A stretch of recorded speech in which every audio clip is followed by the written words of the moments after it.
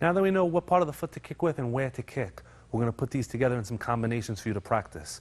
Keep in mind that these are my combinations, things that I like to do. You can put them together any way that you like. Just make sure that you're using the right part of the foot and you're hitting the right part of the opponent's body.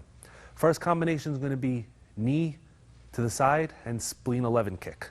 So basically, when we're going to use the spleen 11 point halfway on both sides of his leg. Now how we're going to do this is, if he grabs whatever he's doing, I'm going to throw my knee, and with the same foot, I'm going to kick to the opposite side.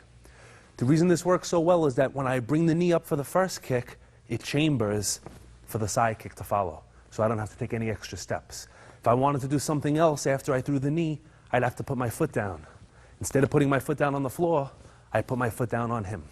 So we're here, I throw my knee 1, I throw my kick 2.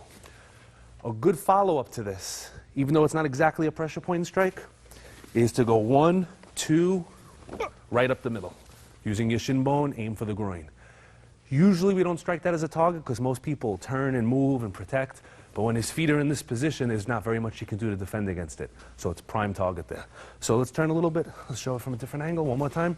So as we're here, knee strike, actually turn, one more. Ready, knee strike, side, and shoot right up the middle. So that's our first combination. Switch. Second combination, we're going to be using the roundhouse kick. We're going to kick the points in the rib, and then we're going to bring them down with a kick to the back of the calf. So from here, he throws his punch, we move out of the way. We come up with our kick into his ribs. As we land, we pick up the other foot, and we stomp the back of his calf, bringing him down. So we're going to do it again, then we're going to turn him around and show you the calf stomp in a little more detail. So he comes in, kick, calf stomp, coming down. All right, let's try it from the other side. He comes forward, we throw our kick, we bring the foot up, we stomp either to the back of the calf if we want to just take him down, or to the top knee point if we want to do damage to his knee. In practice, it's better to come to the calf, bring him right down to the mat. So one more time, a little bit quicker. 1, 2. And if possible, I hold the arm always for control. If I want to follow up with a technique or if I just want to hit him again, it's better to keep that control on him. All right, the third combination we're going to do is going to involve 2 knee strikes. One to the liver gallbladder points below the chest, or to the liver point in the side of the waist. That depends on how much he turns. The second point is going to be the gallbladder point on the side of the thigh. So when he comes in with his punch, we're going to deflect. If I was further away, I would throw a kick. This time I was a little bit closer. If I kick him, the range is incorrect. So I'm going to use my knee and come right into those points.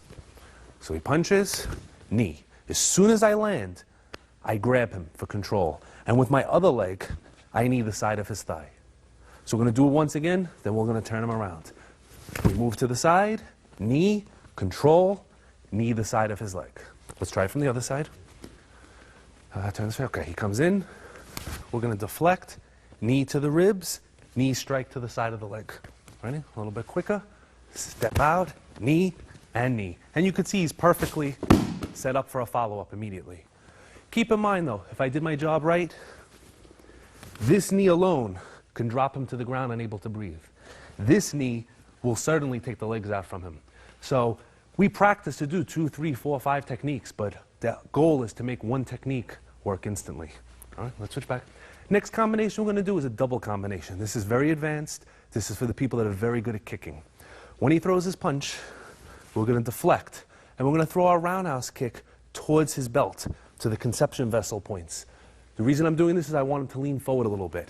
So once he comes down, I'm going to circle around and kick to the triple warmer point or to the gallbladder 20 point behind his head. All right, so without touching the floor, we're going to deflect, kick 1, kick 2, coming down. This alone should drop him. If it didn't, he's perfectly set up for a follow-up shot. So let's show that from the other side. All right, he throws his punch, I deflect, I bring my first kick to the middle, I shoot around, and I drop down behind the head, gallbladder 20. One more. 1, 2, coming down. All right? And the last combination we're going to do is we're going to go back to his legs, and we're going to do that reverse front kick to knock his leg out. We're going to follow with a reverse roundhouse kick to the rib points. So let's say he grabbed, I would come up, 1 and 2, shooting across. All right, one more time. He grabs, I take my foot, 1 and 2. The reason for the first kick is if he grabs me, he probably wants to punch me. Now I can stop it with my hands, but if I'm quick, I'll stop it with my foot. And now I'll immediately counter with the other foot. All right, let's show this from the other side. So he grabs, he's trying to punch me. I kick 1 and kick 2. So again, the inside of the thigh, the corner of the ribs.